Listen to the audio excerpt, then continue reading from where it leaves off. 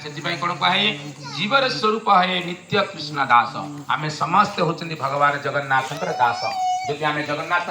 सेवा न कले आम फिर कार करवा मायार सेवा करने पड़ो आ मायार सेवा न कले कृष्ण सेवा कर दीटा सेवा जो दीटा भितर जोटा है जोटा है करवा पड़ो माया सेवा कौन जोटा सत्य नुहे आज आम सब घर बाड़ी ये सब आम कर दिन पर्यटन हाली 60 वर्ष चाकरी आज कले ना समस्त पिला माने पाठ पढ़े पाठ पढ़ी कौन करेंगे चाकरी करेंगे विवाह करेंगे फिर पिला छुआ जन्म हे फिर वृद्ध हे वृद्ध हो सारा बेले से चिंता करेंगे मुझे जीवन सारा जो कली मु कौन पाइली केते आपन घर चाकरी करते एका मोटे पाइले 10 लाख 20 लाख 30 लाख 50 लाख पाइले 50 लाख जब पाइले गोटे बिल्डिंग एना कला को 50-60 लाख टका ना माने आपन जीवन सारा पूरा काम करेंगे कि गोटे घर रे पैसा भी कम पड़ो हाँ कि नहीं गोटे घर कला से पैसा कम पड़ फिर से आम जो मृत्यु हो जाए फिर कौन से घर फिर किए खाइब आमर पुओ ना आमर से नाती नातुणी से माने सब ने आम जीवन किसी जदि माँ मैंने नाक फुल कि कान फुल टे पिंधे सुनारे थी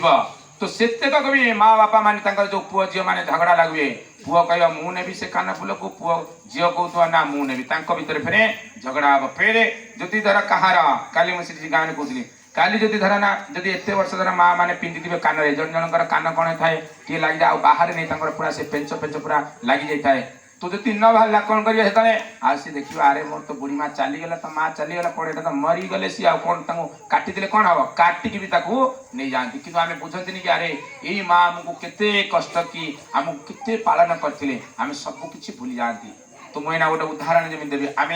देखिए गोटे आप गोटे इटा देवी पेटरे कौन करेंगे बांधिकी मुझे कहमी 2 दिन बुली पार कष्ट लगे कि नहीं कि माँ देखो केते 10 मास पर्यंत आमको कौन गर्भ भितर रखिंट किंतु जो आम बड़ हो जाती से माँ को कौन आम मानुना खाଇବା गंडे ठीक रे दौना आम हैरान कर मनुशास्त्र लिखा अच्छी जो व्यक्ति बापा माँ सदा सर्वदा सेवा करुवा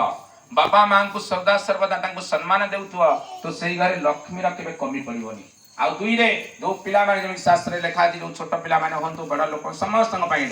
जो माने माँ बापा को प्रत्येक दिन प्रणाम करुवे ताने 3टा जिनस पाखे प्राप्ति हम कौन प्रथम आयु बढ़ 2 रे धन बढ़ 3 रे विद्या बढ़ ज्ञान जो ज्ञान कौन प्रकृत ज्ञान कि आम शरीर नुह आत्मा आउ आत्मार कार्य हूँ से जगन्नाथ सेवा करवा तो यही दिव्य ज्ञान आमको प्राप्त होता है यदि बापा माँ कारण सी हेले आमर प्रथम गुरु तो से बाबा माँ को जो घरे बापा माँ को सम्मान दि जाइए वृद्ध लोक गुरुजन मान को जो घरे सम्मान दि जाए अतिथि मान को जो घरे सम्मान दि जाए से घरे के लक्ष्मी कम हेनी आपड़ी अल्प भी लक्ष्मी आप गरीब होता कि सब आनंद पाउथे गोटे अंदर माने भीतर गोटे स्पिरिचुअल आनंद मिलो आंतु घरे केते टंका आसताऊ केते पैसा आसताऊ जदि अतिथि लोक आम सम्मान कलेनी घर जो माने बुजुर्ग अच्छा जो माने वृद्ध लोक गुरुजन मान को आम हतादर कले तो केते टंका आसताऊ किंतु शांति मिलबनी तो से ये शास्त्र लिखा अच्छी कि जो व्यक्ति सदा सर्वदा ये भगवद गीता पाठ कर प्रभुंकर नाम कीर्तन कर से ऑटोमेटिकली कौन समस्त को सम्मान देवे कारण भगवान होचंदी परम पिता जगन्नाथ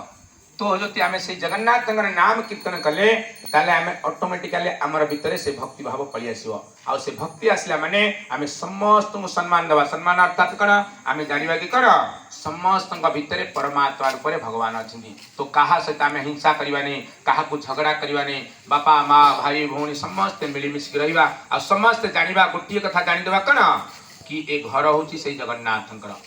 आमे सब आसीचु एना किछि दिन आमे कौन अभिनय करने ये मंच ये जो समाज रे आमे ए घर पर आसु आज अभिनय मो बापा रोल नहीं सी माँ रोल नहीं सी छुआ रोल नहीं सी झील रोल नहीं बास केते दिन पर्यंत